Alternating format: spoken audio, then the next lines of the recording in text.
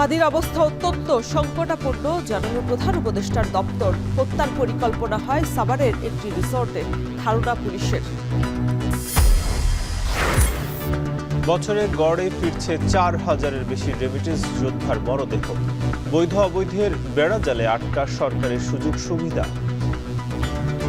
যদি তিনি আনডকুমেন্টেড হন সেক্ষেত্রে তার ডেড বডি আনাটা আমাদের আইনের মধ্যে পড়ে না। তারা যে নিয়োগপত্র তাদের ছিল কিনা ক্ষতিপূরণ পাবার ক্ষেত্রে জটিলতা তৈরি করে। ঋণ চক্রে বাধা কুমিল্লার মেঘনা গোমতী চন্দ্রবাসীর জীবন। বারবার পেশা বদলেও বিল ছেড়া মুক্তি বাধ্য হয়ে এলাকা ছাড়ছেন অনেকে। ওই লোনের উপর চলি, কিস্তিও দেয়, খাই ওইটার উপর। দেশে অনেক মানুষ কিস্তি তুলে ঋণ কইরা অনেক মানুষ দিতে পারে না। এই উচ্চ হারে এই ঋণ গ্রহণের কারণে এখানকার মানুষ তারা একটা ঋণের সাইকেলের মধ্যে আবদ্ধ হয়ে যাচ্ছে। ভূমিদস্যুদের থাবায় নোয়াখালীতে কমছে চারণভূমি। খাদ্য সংকটে গবাদি পশু, কমেছে দুধ ও মাংস উৎপাদন, লোকসানে খামারিরা। এবং যুদ্ধবিধ্বস্ত গাজার মানবিক সংকট বাড়িয়েছে প্রাকৃতিক দুর্যোগ। খাদ্য এবং শীত বস্ত্রের অভাবে বাস্তুচ্যুত ফিলিস্তিনিদের মানবেতর জীবন।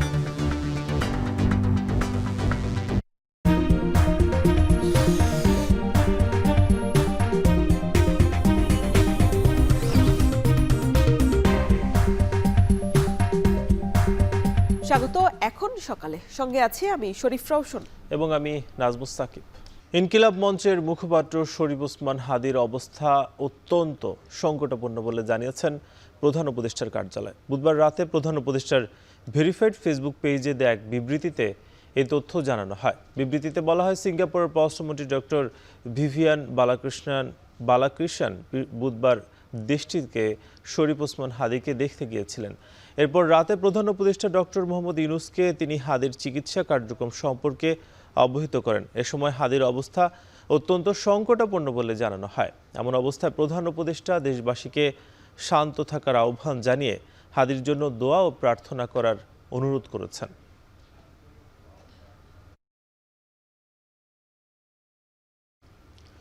ইনকিলাব মঞ্চের মুখপাত্র শরীফ ওসমান হাদিকে হত্যার পরিকল্পনা করা হয় সাভারের একটি রিসোর্টে।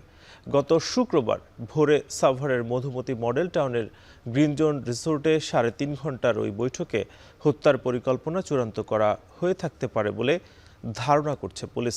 বৃহস্পতিবার রাত আনুমানিক 3টার দিকে আলমগীর হোসেন রিসোর্টের 204 নম্বর কক্ষটির বুকিং দেন। শুক্রবার ভোর 5টা 23 থেকে সকাল 8টা 54 পর্যন্ত এই কক্ষে গোপন বৈঠক করে হাদি হত্যা চেষ্টায় জড়িত কিলিং মিশনের প্রধান শুটার ফয়সাল করিম মাসুদ ওরফে দাউদ খান, তার বান্ধবী মারিয়া এবং আলমগীর হোসেন সহ 4 জন। গণমাধ্যমের হাতে এসেছে তাদের রিসোর্টে যাতায়াতের সিসিটিভি ফুটেজ ও ভিডিও ক্লিপ।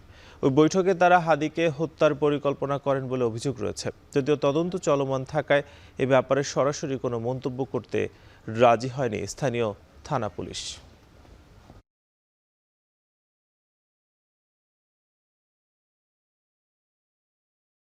তদন্ত করতেছে, আমরা জানি পুলিশ আসলে আমরা হেল্প করছি। ওখানে যারা তদন্তকারী যে সংস্থা আছে তাদেরকে যা হেল্প করা দরকার করতেছে। গুলি করছিল, সে আসছিল কিনা আমি আসলে এই ব্যাপারে পুনরাগত তথ্য দিতে পারবো না। এটা যে তদন্তকারী অফিসার সাথে তারা করে নিতে হবে। বছরের পর বছর রেমিটেন্সের যোগান দেয়া যোদ্ধাদের কেউ কেউ শেষবার ফিরে আসেন নিথর দেহে। প্রতি বছর করে 4000-এর বেশি প্রবাসীর মরদেহ দেশে ফিরছে। প্রবাসে মারা গেলে আর্থিক সহায়তা সহ সরকারি সুযোগ সুবিধা থাকলেও বৈধ অবৈধের বেড়াজালে আটকে থাকে অনেকের ভাগ্য। এমনকি বিমানবন্দরেও মরদেহ গ্রহণে পোহাতে হয় নানান বিড়ম্বনা। অভিবাসন বিশেষজ্ঞরা বলছেন, বৈধ কিংবা অবৈধ নয়, প্রত্যেক অভিবাসী কর্মীর জন্য সমান সুযোগ সুবিধা নিশ্চিত করতে হবে। বিস্তারিত দেখুন কামরুল হাসান জনির প্রতিবেদনে। শাহজালাল আন্তর্জাতিক বিমানবন্দরের 8 নম্বর গেট। চোখে মুখে বিষণ্ণতা নিয়ে এখানে অপেক্ষায় থাকেন অনেক প্রবাসীর স্বজন। এই গেট দিয়ে শেষবারের মতো কোনো প্রবাসী পরিবারের কাছে আসেন নিথর দেহে। এমন একজন সাভারের আক্কাস আলী। 20 বছর ধরে দেশের বাইরে ছিলেন তিনি। দুবাই থেকে শেষবার ফিরেছে তার বাক্সবন্দি মরদেহ। কর্মস্থলেই মারা গেছেন গত নভেম্বরে। যাবতীয় কার্যক্রম শেষে পরিবারের সদস্যরা তাকে গ্রহণ করেছেন। 2023 সালে সৌদি আরবে তার ভাই আলী হোসেনও মারা গিয়েছিলেন। আক্কাসের পরিবারের মতো আরও কয়েকজন প্রবাসীর স্বজনরা তখনও অপেক্ষায়। এই কাগজের জন্য আমরা একটু হ্যারাসমেন্ট হলাম, যে যেই লোক এত বছর দেশকে সেবা দিল, আজকে একটা লাশ, এরা ওইভাবে আমরা ওই সেবাটা পাচ্ছি না এখানে। 15 তারিখে হঠাৎ বুকের ব্যথা উঠে হসপিটালে ছিল, আইসিতে ছিল 15 দিন। তারপরে 28 তারিখে উনি মারা যায় শুক্রবারে। 25 দিন হয়েছে, এখন মরদেহ আসতেছে। চলতি বছরের জানুয়ারি থেকে নভেম্বর পর্যন্ত 30টি দেশ থেকে প্রবাসীদের মরদেহ ফিরেছে 2999 জনের। এর মধ্যে বিভিন্ন দেশে 88 জন আত্মহত্যা ও হত্যার শিকার হয়েছেন 12 জন প্রবাসী। সর্বাধিক মরদেহ এসেছে সৌদি আরব, মালয়েশিয়া, ওমান ও সংযুক্ত আরব আমিরাত থেকে। গত অর্থ বছরে দেশে ফিরে 4892 জনের মরদেহ। এই যে এতগুলি মৃত্যু, হাজার হাজার লোকের মৃত্যু যখন আমরা দেখি প্রতি বছর, তখন আমাদেরকে কষ্ট দেয় এবং সেটা আমরা দেখি যে একটা ময়নাতদন্তেরও রিপোর্ট আমাদের হয়। এখন লাশ ফেরত আসার পর আমরা ময়নাতদন্ত করে যদি কিছু পেয়েও যাই, সেটা তো তারা হয়তো মানবে না, আমরা সেখানে রিপোর্ট দিয়ে একদিন পরে কী করব। বিএমইটির ছাড়পত্র বা বিমা গ্রহণ করে প্রবাসে গেলে অসুস্থ কিংবা মৃত্যু হলে তাদের পরিবারকে সহযোগিতা করে ওয়েজ আর্নার্স কল্যাণ বোর্ড। কেবল গত অর্থ বছরে প্রবাসীদের মরদেহ দেশে ফেরাতে 200 কোটি টাকা খরচ হয়েছে। তিনি যদি ডকুমেন্টেড কর্মী হন, মারা গেলে পরে সেখানে যত টাকাই লাগুক আমরা তাৎক্ষণিকভাবে তার ডেড বডি আমাদের খরচে নিয়ে আসি। আমাদের গত অর্থ বছরের হিসাবে আমাদের 5000-এর উপরে ডেড বডি আমরা বিদেশ থেকে নিয়ে এসেছি। কিন্তু যদি তিনি আনডকুমেন্টেড হন, সেই ক্ষেত্রে তার ডেড বডি আনাটা আমাদের আইনের মধ্যে পড়ে না। তবে অভিবাসন সংশ্লিষ্টরা বলছেন, বিএমইটির কার্ড নিয়ে যাওয়ার পরও কর্মী পাঠানোর প্রক্রিয়া ও রিক্রুটিং এজেন্টগুলোর প্রতারণায় অনেকে অবৈধ হয়ে যান। এতে সরকার ঘোষিত 3 লাখ টাকার ক্ষতিপূরণ পাওয়াও আটকে যায় নিয়মের বেড়াজালে। মৃত্যু সনদ দেয়া, তাদের সেখানে তারা যে নিয়োগপত্র তাদের ছিল কিনা, এই বিষয়টিও তাদের ক্ষেত্রে তাদের ক্ষতিপূরণ পাওয়ার ক্ষেত্রে জটিলতা তৈরি করে। প্রবাসী মৃত্যুর পর এই সহায়তার জটিলতা এড়াতে ক্ষতিপূরণ আদায়ের প্রক্রিয়া সহজ করা, বিদেশে যাওয়ার আগেই উত্তরাধিকার নির্ধারণ ও কর্মীদের কাছ থেকে গ্রহণ করা অর্থ সরাসরি তাদের কল্যাণে ব্যয় করার পরামর্শ দিচ্ছেন অভিবাসন বিশেষজ্ঞরা। উত্তরাধিকারী নির্বাচনের জন্য যে দেরিটা হয়, বিলম্বটা হয়, সেটা হবে না এবং অন্য উত্তরাধিকারী এটা জোর করে নিয়েও নিতে পারবেন না।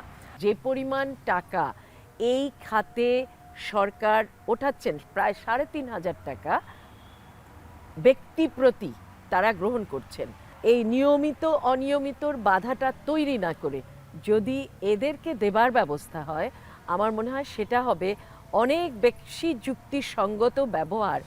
একদিকে বিমানবন্দর থেকে দ্রুত পরিবারের কাছে প্রবাসীদের মরদেহ হস্তান্তরের দাবি স্বজনদের, অন্যদিকে কাগজপত্রের বিড়ম্বনা কমানো সহ কথিত বৈধ ও অবৈধের তফাৎ তুলে দিয়ে প্রত্যেক অভিবাসী কর্মীর জন্য সমান সুযোগ সুবিধা নিশ্চিতের পরামর্শ অভিবাসন বিশেষজ্ঞদের। কামরুল হাসান জনি, এখন, ঢাকা। ব্রাহ্মণবাড়িয়ায় আখাউড়া সীমান্ত থেকে মুন্না মিয়া নামের এক বাংলাদেশি যুবককে ধরে নিয়ে গেছে বিএসএফ। বুধবার সকালে উপজেলার মোগরা ইউনিয়নের বাউতলা সীমান্ত থেকে তাকে ধরে নিয়ে যাওয়া হয় বলে নিশ্চিত করেছে বর্ডার গার্ড বাংলাদেশ। বিজিবির 60 ব্যাটালিয়নের অধিনায়ক লেফটেন্যান্ট কর্নেল মোহাম্মদ জিয়াউর রহমান জানান, মুন্না চোরা কারবারের সঙ্গে জড়িত। সে অবৈধভাবে ভারত সীমান্তে ঢুকে যাওয়ায় তাকে টহলরত বিএসএফ আটক করে। তাকে ফিরিয়ে আনার চেষ্টা চলছে।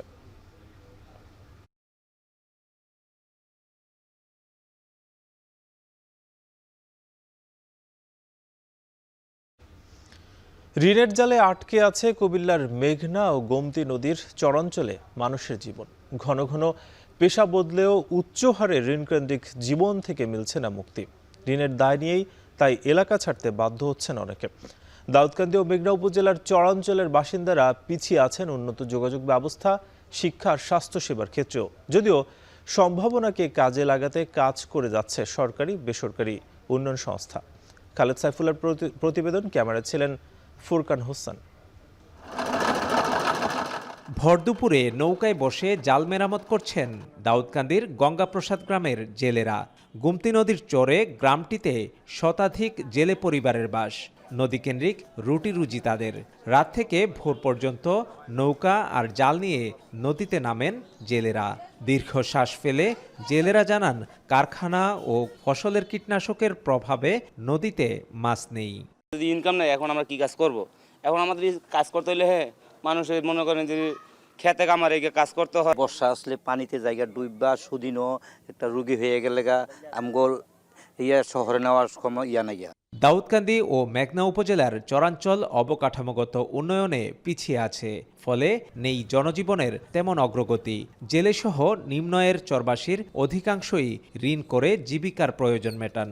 সময়মতো পরিশোধ করতে না পেরে অনেকেই এলাকা ছেড়েছেন। সন্তান ও নিজেদের ভবিষ্যৎ নিয়ে উৎকণ্ঠা তাদের চোখে মুখে। ওই লোনের উপর চলি, কিস্তিও দেই, খাই ওইটার উপর। যেমন ওই টাইমে খামু 10 টাকা, এখন খাই 5 টাকা। এই দেশে অনেক মানুষ কিস্তি তুলে ঋণ কইরা অনেক মানুষ দিতে পারে না, এই গ্রাম ছেড়ে গেছে।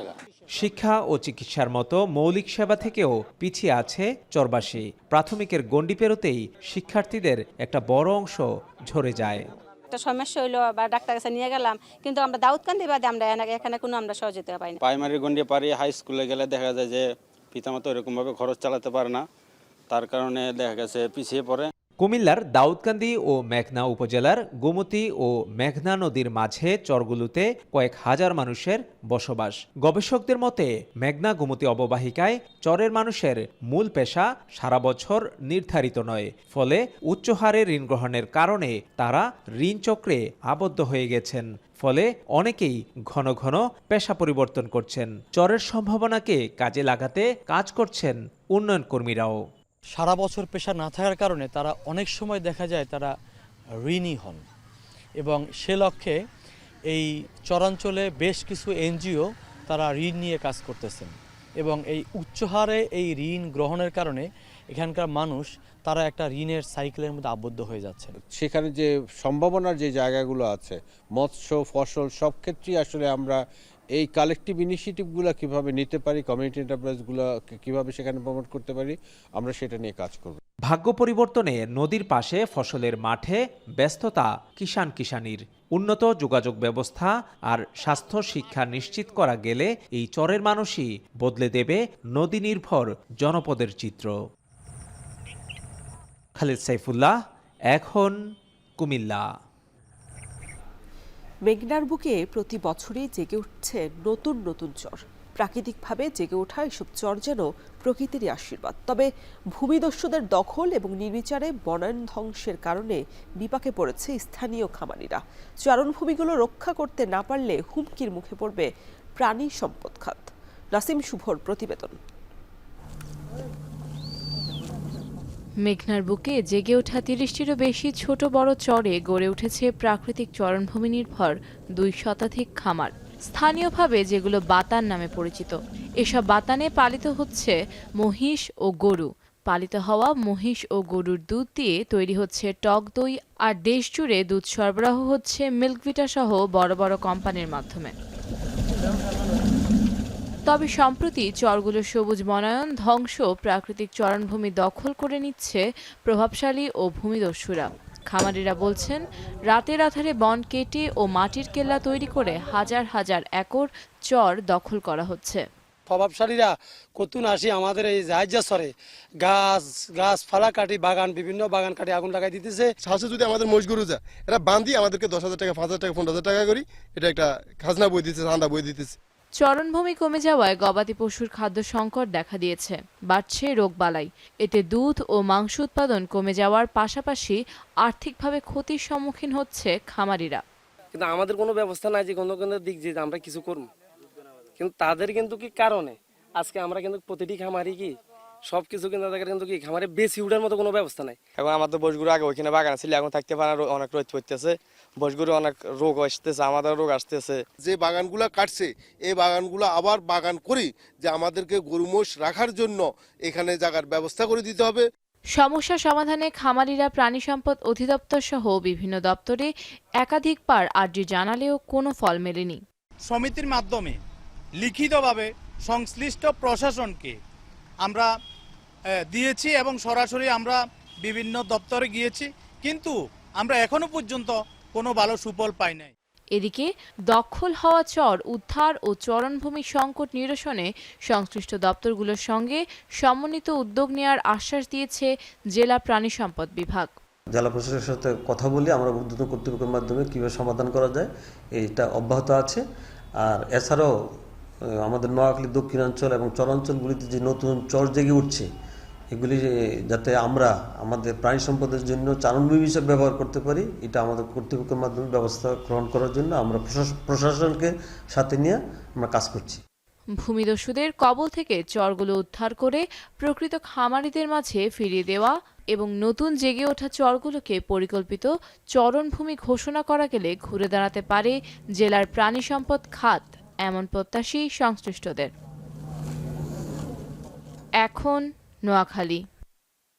আগামী বছরের 20 ফেব্রুয়ারি শুরু হবে অমর একুশে বইমেলা, চলবে 15 মার্চ পর্যন্ত। বুধবার বাংলা একাডেমির শহীদ মনির চৌধুরী মিলনায়তনে এক জরুরি সভায় এই সিদ্ধান্ত নেওয়া হয় বলে এক বিজ্ঞপ্তিতে জানানো হয়। এতে বলা হয়, সবাই সর্বসম্মতিক্রমে অমর একুশে বইমেলা 2026-এর উদ্বোধনের সময় আগামী 20 ফেব্রুয়ারি 2026 সকাল 11টায় নির্ধারণ করা হয়েছে।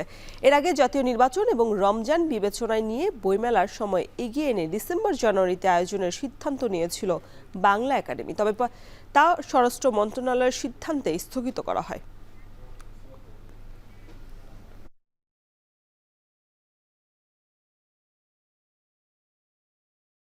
টাঙ্গাইলে 27.5 কোটি টাকা ব্যয়ে নির্মাণাধীন একটি ব্রিজ নির্ধারিত সময়ের 3 বছর পেরিয়ে গেলেও শেষ হয়নি। এতে প্রতিদিন কয়েক লাখ মানুষকে চরম ভোগান্তিতে পোহাতে হচ্ছে। স্থানীয়দের অভিযোগ, কর্তৃপক্ষের দায়িত্বহীনতা আর ঠিকাদারের গাফিলতিতেই এই দুর্ভোগ। বিস্তারিত জানাচ্ছেন কাউসার আহমেদ। টাঙ্গাইল সদর, বাসাইল ও কালিহাতীর কয়েক লাখ মানুষের যোগাযোগ ব্যবস্থা সহজ করতে বংশাই নদীর ওপর 296 মিটার দীর্ঘ একটি ব্রিজ নির্মাণের উদ্যোগ নেয় এলজিইডি।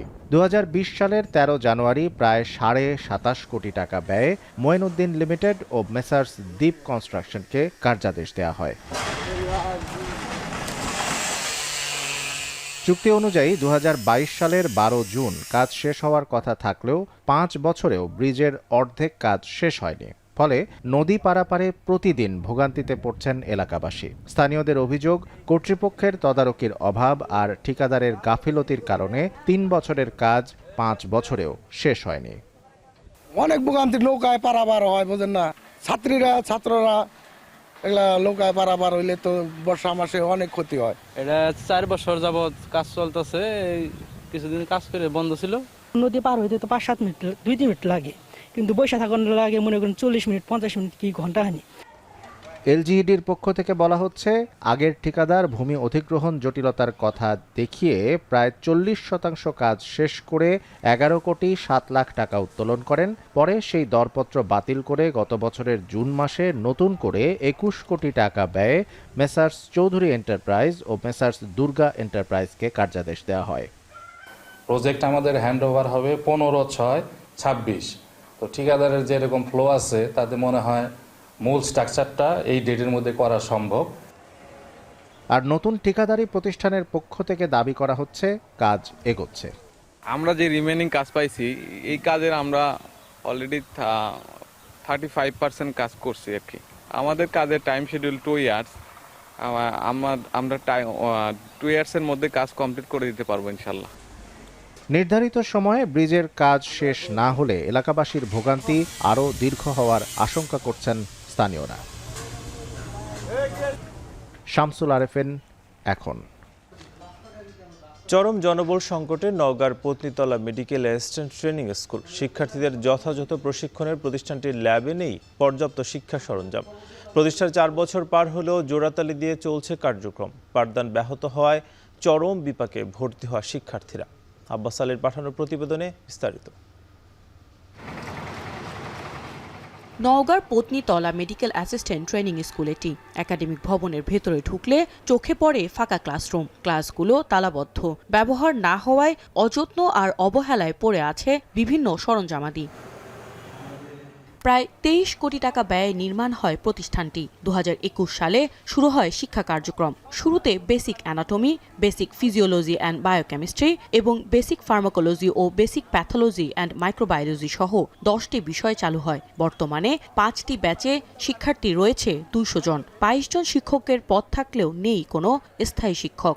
27 জন কর্মকর্তা কর্মচারীর বিপরীতে কাজ করছে মাত্র 5 জন, তাও প্রেষণে।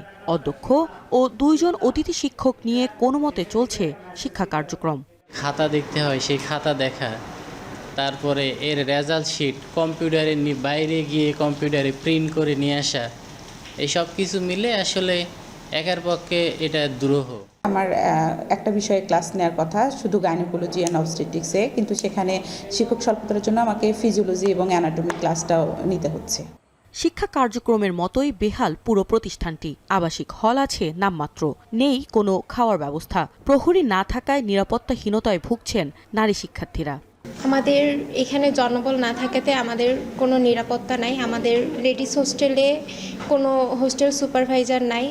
প্রতিষ্ঠানে ল্যাব সুবিধাও অপর্যাপ্ত।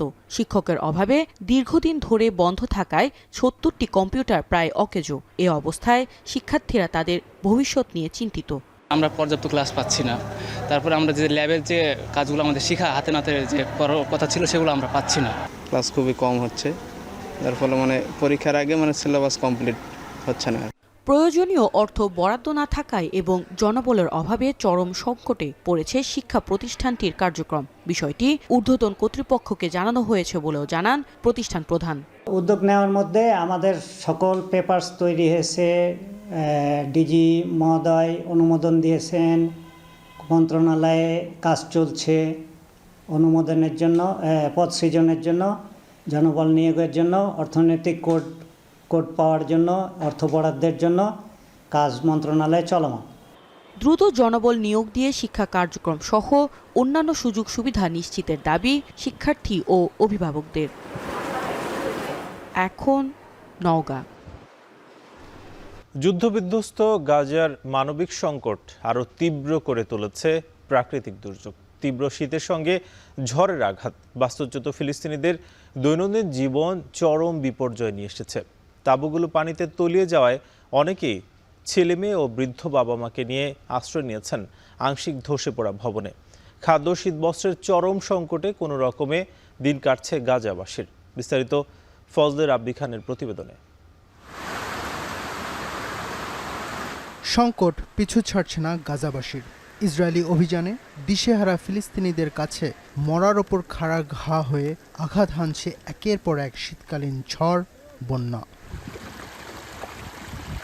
যুদ্ধে ঘরবাড়ি হারিয়ে এমনিতেই অনিরাপদ তাঁবু ও ক্ষতিগ্রস্ত ভবনে আশ্রয় হয়েছে ফিলিস্তিনিদের। ঝড় আর বন্যায় সেগুলোও ক্ষতিগ্রস্ত হওয়ায় নিরাপদ স্থানের সংকট দেখা দিয়েছে। অনেকের ঠাঁই হয়েছে ঝড়ে আংশিক ধসে পড়া ভবনে, অনেকে আবার অনিরাপদ তাঁবুতেই কোনো রকমে দিন পার করছেন।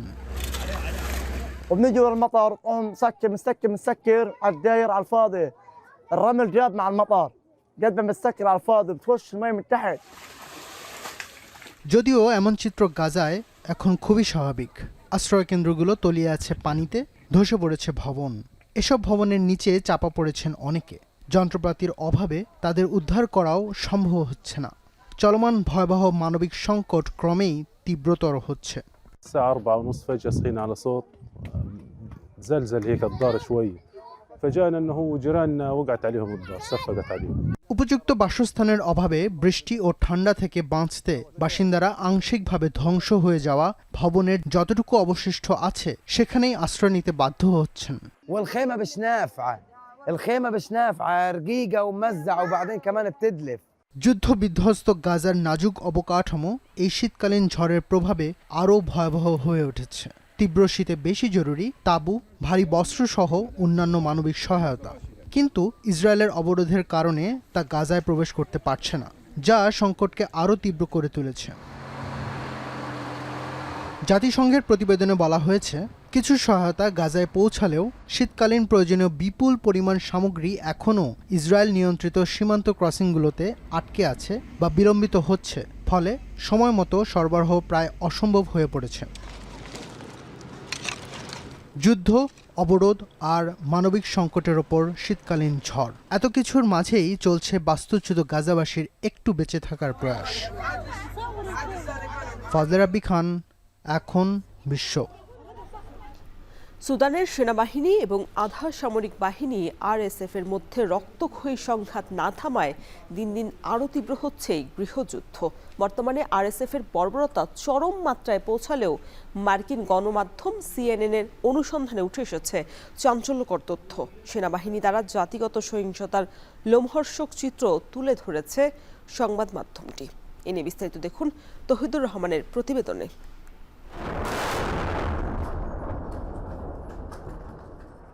গৃহযুদ্ধের এই ভয়াবহ দৃশ্য সুদানের। আফ্রিকার এই দেশটির সেনাবাহিনী ও আধাসামরিক বাহিনী আরএসএফের মধ্যে প্রায় ৩ বছর ধরে চলছে রক্তক্ষয়ী লড়াই। ঝরছে অসংখ্য তাজা প্রাণ। সম্প্রতি জাতিসংঘ শান্তিরক্ষী মিশনে নিয়োজিত ৬ বাংলাদেশি সেনার প্রাণও কেড়ে নিয়েছে এই গৃহযুদ্ধ। এমন পরিস্থিতির মধ্যে সুদানের গৃহযুদ্ধ নিয়ে চাঞ্চল্যকর এক অনুসন্ধানী প্রতিবেদন সামনে আনল সিএনএন। 11 জানুয়ারিতে ওয়াদ মাদানি শহর দখলের পর 16 জানুয়ারি সেখানকার একটি খালের পাশে দাঁড়িয়ে সেনাপ্রধান ও শাসক জেনারেল আবদেল ফাত্তাহ আল বুরহানের বিজয় ভাষণ ঘিরে শুরু হয়েছিল অনুসন্ধানের সূত্রপাত। কারণ মাত্র দুদিন পর 18 জানুয়ারি সেই খালটির 80 কিলোমিটারেরও কম দূরে ভেসে উঠেছিল বেশ কয়েকটি লাশ, যাদের মধ্যে কেউ নগ্ন, কেউ বেসামরিক পোশাকে, আবার কারো হাত ছিল বাঁধা। এই ঘটনার অন্তরালে থাকা খবর অনুসন্ধানে নামতেই লোমহর্ষক সব তথ্য মার্কিন গণমাধ্যমটির হাতে আসতে শুরু করে। শত শত ভিডিও, স্যাটেলাইট দৃশ্য ও তথ্য ফাঁসকারীদের বক্তব্য বিশ্লেষণ করে জানা যায়, চলতি বছরের জানুয়ারিতে দেশটির জাজিরা রাজ্যের কৌশলগত শহর ওয়াদ মাদানি পুনর্দখলে চালানো হয়েছিল গণহত্যা। লাশগুলো ফেলা হয়েছিল খালটিতে, দেয়া হয়েছিল গণকবরও। একাধিক সূত্রের তথ্য বলছে এই হত্যাযজ্ঞের নির্দেশ এসেছিল সেনাবাহিনীর উচ্চ পর্যায় থেকে। জাজিরা রাজ্যের কৌশলগত শহর ওয়াদ মাদানি ছাড়াও আরও বেশ কয়েকটি এলাকায় একই ধরনের ঘটনার আলামত পাওয়া গেছে। আরএসএফ এর সহযোগী আখ্যা দিয়ে দেশটির সেনাবাহিনী মিশন সম্পন্ন করে বলেও অভিযোগ ওঠে। এমনকি শহর দখলের সময় সেনাবাহিনী সেখানকার মানুষের মাথায় গুলি করে খালে ফেলে দিত বলেও দাবি করছে আরএসএফ। ফরেনসিক বিশেষজ্ঞরা বলছেন, লাশগুলোতে সেনাবাহিনীর আঘাতের চিহ্নও রয়েছে। ওয়াদ মাদানি শহরে সেনাবাহিনীর চালানো 11 জানুয়ারির অভিযানে 4 সন্তান ও 1 ভাই হত্যার শিকার হওয়ার কথা তুলে ধরেছেন এক নারী। আবদেল ফাত্তাহ প্রশাসনের রোশানলের শিকার কানাবি নামের এক প্রান্তিক জনগোষ্ঠীও। 2024 সালের অক্টোবর থেকে 2025 সালের মে পর্যন্ত জাজিরায় 39টি এবং সেন্নারে 18টি কানাবি বসতিতে ফাত্তাহ বাহিনী আক্রমণ চালিয়েছে। গৃহযুদ্ধে সুদানের জাজিরা রাজ্য চিরতরে ক্ষতবিক্ষত বলেও উল্লেখ করা হয়েছে সিএনএনের অনুসন্ধানী প্রতিবেদনে। জাজিরা রাজ্যটি সুদানের কৃষি প্রধান অঞ্চল, যেখান দিয়ে বয়ে গেছে নীল নদের একটি শাখা। বিশ্বের অন্যতম বড় সেচ ব্যবস্থা হিসেবে রয়েছে 2700 মাইল দীর্ঘ খাল, যার নাম জাজিরা স্কিম।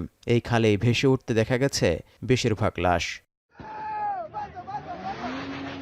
2023 সালের এপ্রিল থেকে সুদানে চলমান গৃহযুদ্ধ ক্রমেই আরও ভয়ঙ্কর হয়ে উঠছে। সাম্প্রতিক সময়ে আরএসএফের বর্বরতাও চরম পর্যায়ে পৌঁছেছে। বিশেষ করে পশ্চিম দারফুরের এল ফাশের শহরে আরএসএফের বিরুদ্ধে গণহত্যার অভিযোগও উঠেছে। এতে করে এখন পর্যন্ত 1.5 লাখের বেশি বেসামরিক মানুষ নিহত হয়েছেন বলে ধারণা করা হয়।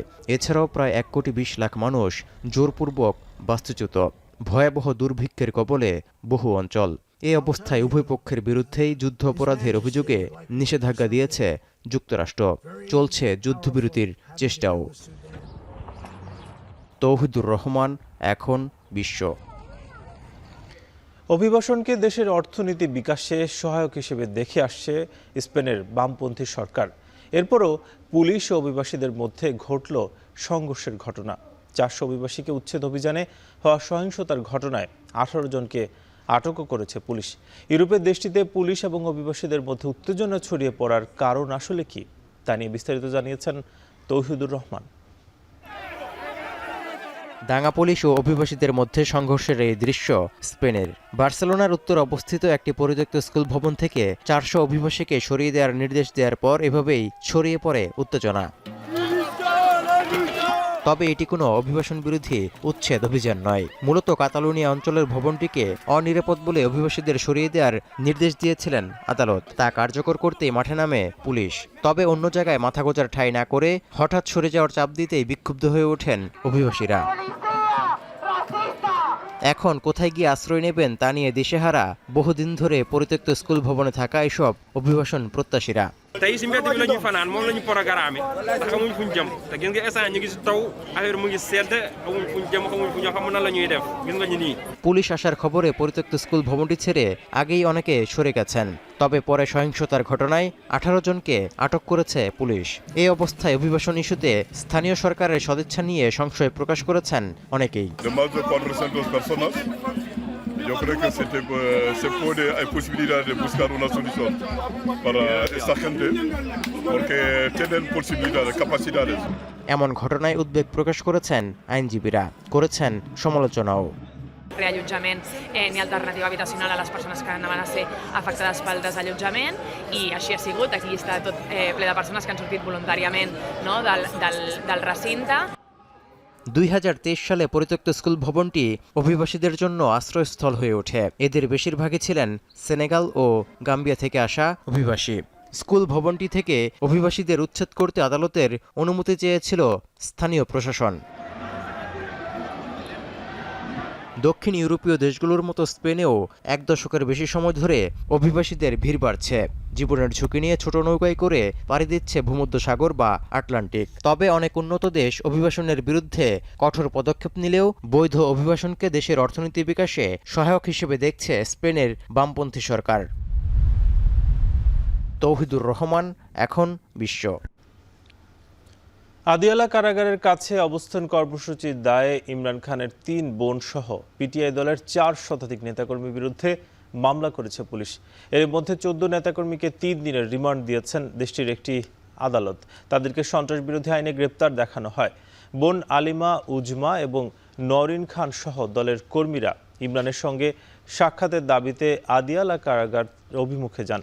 পরে তারা কারাগারের কাছে অবস্থান কর্মসূচি পালন করলে পুলিশ বুধবার মধ্যরাতে জলকামান ও লাঠিপেটা করে তাদের ছত্রভঙ্গ করে দেয়। তাদের সবার বিরুদ্ধে সন্ত্রাস বিরোধী আইনসহ বিভিন্ন ধারায় মামলা দায়ের করা হয়, যেগুলোর মধ্যে পেট্রোল বোমা ব্যবহার এবং 144 ধারা লঙ্ঘনের অভিযোগও রয়েছে।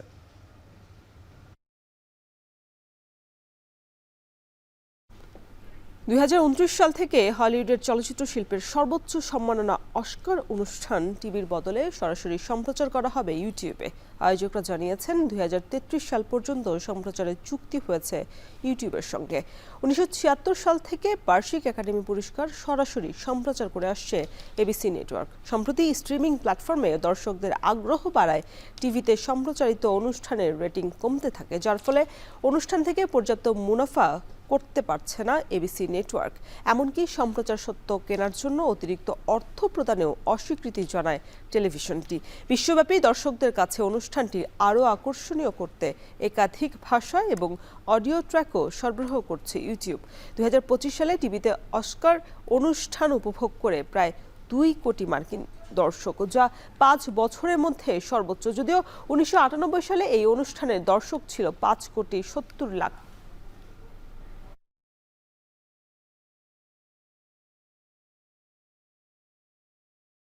এবার খেলার প্রসঙ্গ। আইপিএলের পুরো আসরে খেলার সুযোগ পাচ্ছেন না রেকর্ড দামে কলকাতা নাইট রাইডার্সে যাওয়া মুস্তাফিজুর রহমান। ছাড়পত্র পেলেও আইপিএল চলাকালে দেশের হয়ে নিউজিল্যান্ড সিরিজে খেলতে হবে তাকে, জানিয়েছেন বিসিবির ক্রিকেট অপারেশনস কমিটির চেয়ারম্যান নাজমুল আবেদিন ফাহেম। বিস্তারিত ফারহান ইহসানের প্রতিবেদনে।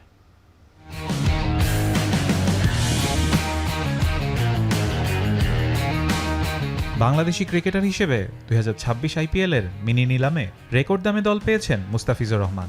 আইপিএল ক্যারিয়ারের ষষ্ঠ দল হিসেবে 9,20,00,000 রুপিতে তাকে দলে ফিরিয়েছে কলকাতা নাইট রাইডার্স। এর আগে আইপিএলে sunrisers Hyderabad, Mumbai Indians, Rajasthan royals, Delhi capitals ও গুজরাট টাইটান্সের হয়ে খেলেছেন মুস্তাফিজ। এবার সেই তালিকায় যুক্ত হলো কলকাতা। আইপিএলে মুস্তাফিজ নিজের সামর্থ্যের প্রমাণ দিয়েছেন বেশ কয়েকবার, কিন্তু জাতীয় দলের সূচি আর বোর্ডের সিদ্ধান্ত সব মিলিয়ে পুরো আসরে তার ছাড়পত্র পাওয়া নিয়ে চলছে জল্পনা কল্পনা।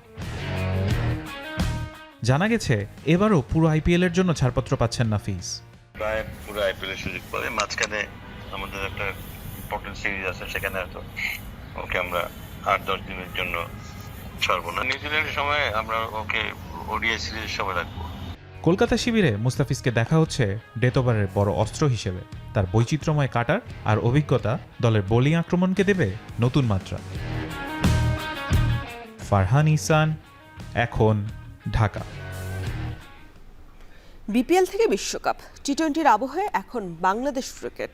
ফ্র্যাঞ্চাইজি টুর্নামেন্ট থেকেই টাইগার ক্রিকেটারদের প্রস্তুত হতে হবে বিশ্বকাপের বড় মঞ্চে খেলার জন্য। জাতীয় দলের ব্যাটিং কোচ মোহাম্মদ আশরাফুলের তাই প্রত্যাশা, দেশের কথা বিবেচনা করেই বিপিএল-এর দল পরিচালনা করবে ফ্র্যাঞ্চাইজিগুলো।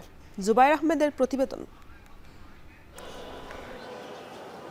একদিকে জাতীয় দলের ব্যাটিং কোচ, অন্যদিকে বিপিএল এ রংপুর রাইডার্সের সহকারী কোচের ভূমিকায় মোহাম্মদ আশরাফুলের সামনে আগামী কদিনের জন্য চ্যালেঞ্জ তাই একটু ভিন্ন। বিপিএল এ নিজের দলের পাশাপাশি জাতীয় দলের ভাবনাটাও ভাবতে হচ্ছে আশরাফুলকে। জাতীয় দলে ব্যাটিং অর্ডার নিয়ে পরীক্ষা নিরীক্ষা চলছে নিয়মিত, তবে বিপিএল এ ফ্র্যাঞ্চাইজ কোচদের চাওয়াতে বদলে যেতে পারে ব্যাটারদের খেলার সমীকরণ। বাস্তবতা মেনে নিলেও আশরাফুল চান দল পরিকল্পনায় ভাবনা থাকুক দেশের জন্য। ফ্র্যাঞ্চাইজিদের সাথে একটু বসে, কোচদের সাথে যদি বসে তাদের প্ল্যানটা বলতে পারে এবং কোচরা যদি একটু দেশের স্বার্থে যদি চিন্তা করে, আমি মনে করি যে এটা একটা ভালো উদ্যোগ হবে। ব্যাটিং কোচ আশরাফুল বিশ্বাস করেন 12-13 ম্যাচের এই টুর্নামেন্টে ভালো ভিত গড়ে দিতে পারে বিশ্বকাপের কঠিন ম্যাচের সময়। টপ 8-এ যেতে হয়, সেখানে আপনার বিপিএলের যে 10 থেকে 12-13টা ম্যাচ খেলার অপরচুনিটি পাবে প্রত্যেকটা প্লেয়ার, তারা যেন রাইট ট্র্যাকে থাকে, পারফরমেন্সটা যেন তাদের আপ টু দ্য মার্ক থাকে।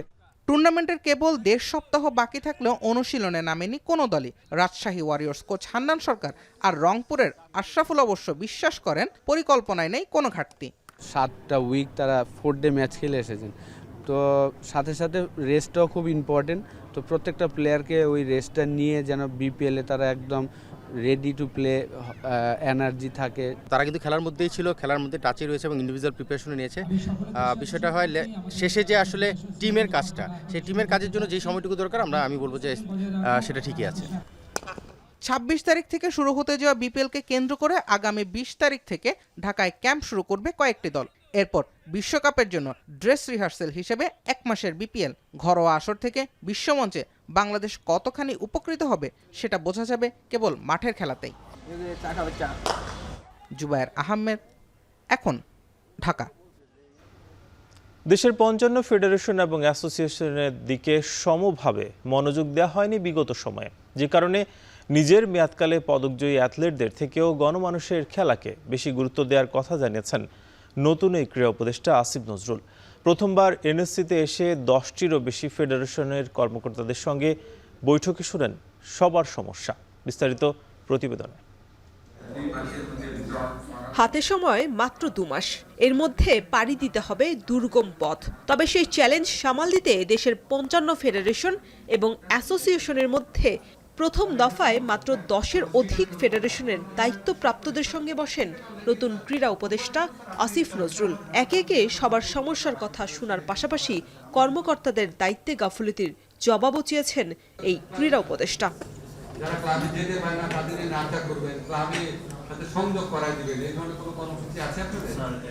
খেলাপ্রেমী এই উপদেষ্টার কাছে শিরোপা আশা ইভেন্টের থেকেও সাধারণ মানুষের পছন্দের খেলায় গুরুত্ব বেশি পাচ্ছে।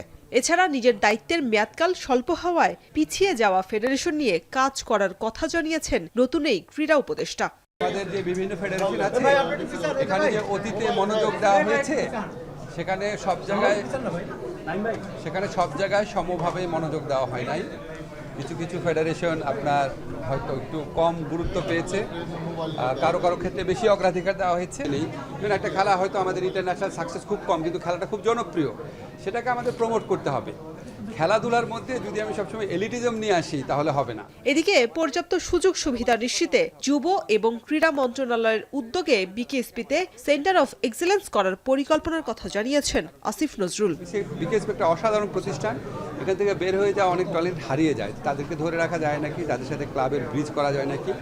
পার্বত্য জেলাগুলোর থেকে আমাদের অনেক প্রতিভাবান ছেলেমেয়েরা আসছে ফুটবল, ক্রিকেট সহ বিভিন্ন খেলায়, সেখানে আপনার আরও বেশি অবকাঠামো নির্মাণ করা যায় নাকি সেটার চিন্তা করছি। নতুন এই উপদেষ্টার সঙ্গে আলাপে বেশ সন্তুষ্ট ফেডারেশনের কর্মকর্তারা। খেলাকে এগিয়ে নিতে তাদের দীর্ঘদিনের চাওয়া পাওয়ার সমীকরণ এবার মিলবে বলে আশাবাদী দায়িত্বপ্রাপ্তরা। কনফার্ম হলো যে এসএ গেমসটা হচ্ছে না, তখন অ্যাকচুয়ালি আমার ট্রেনিংটা মোটামুটি অনেকে বন্ধ করে দিয়েছে এবং আমাদের এনএসসি যে পেমেন্টগুলি এখনও করা হয়নি। স্যার বলেছেন যে অর্থ মন্ত্রণালয় উনি নিজে এটা পার্সু করবেন, এই পেমেন্টটা যাতে তাড়াতাড়ি ছাড় দেওয়া যায়। পূর্ববর্তী উপদেষ্টা মহোদয় যিনি ছিলেন তার যে কাজগুলো আছে সেগুলো কন্টিনিউশন করার মতন প্ল্যান দেখেছি এবং আমাদের কাছে আমরা ভেরি ইমপ্রেসড। দ্বিতীয় দফায় বাকি ফেডারেশনের সঙ্গে খুব দ্রুতই বসার পরিকল্পনা রয়েছে ক্রীড়া উপদেষ্টার। শরীফ রাউশন, এখন ঢাকা। আর এরই মধ্যে দিয়ে শেষ করছি এখন সকাল। তবে তার আগে শিরোনামগুলো জানাবো আরও একবার। হাদির অবস্থা অত্যন্ত সংকটাপন্ন জানালো প্রধান উপদেষ্টার দপ্তর। হত্যার পরিকল্পনা হয় সাভারের একটি রিসোর্টে, ধারণা পুলিশের। বছরে গড়ে ফিরছে 4000-এর বেশি রেমিটেন্স যোদ্ধার মরদেহ। বৈধ অবৈধের বেড়াচলে আটকা সরকারি সুযোগ সুবিধা। যদি তিনি আনডকুমেন্টেড হন সেই ক্ষেত্রে তার ডেড বডি আনাটা আমাদের আইনের মধ্যে পড়ে না। তারা যে নিয়োগপত্র তাদের ছিল কিনা ক্ষতিপূরণ পাওয়ার ক্ষেত্রে জটিলতা তৈরি করে। ঋণচক্রে বাধা কুমিল্লার মেঘনা গোমতী চরাঞ্চলবাসীর জীবন। বারবার পেশা বদলেও মিলছে না মুক্তি, বাধ্য হয়ে এলাকা ছাড়ছেন অনেকে। ওই লোনের উপর চলি, কিস্তিও দেয়, খাই ওইটার উপর। দেশে অনেক মানুষ কিস্তি তুলে ঋণ কইরা অনেক মানুষ দিতে পারে না। এই উচ্চ হারে এই ঋণ গ্রহণের কারণে এখানকার মানুষ তারা একটা ঋণের সাইকেলের মধ্যে আবদ্ধ হয়ে যাচ্ছে। ভূমিদস্যুদের ধাবায় নোয়াখালীতে কমছে চারণভূমি। খাদ্য সংকটে গবাদি পশু, কমেছে দুধ এবং মাংস উৎপাদন, এতে লোকসানে খামারিরা। এবং যুদ্ধ বিধ্বস্ত গাজার মানবিক সংকট বাড়িয়েছে প্রাকৃতিক দুর্যোগ। খাদ্য শীতবস্ত্রের অভাবে বাস্তুচ্যুত ফিলিস্তিনিদের মানবেতর জীবন। এই ছিল এখন সকালের আয়োজনে। এখন টেলিভিশন ওয়েবসাইটে দেখতে ভিজিট করুন www.ekon.tv। এছাড়া ফেসবুকে যুক্ত হতে পারেন facebook.com/tvr। এখন ইউটিউবে দেখতে পারেন youtube.com/c/ekontv।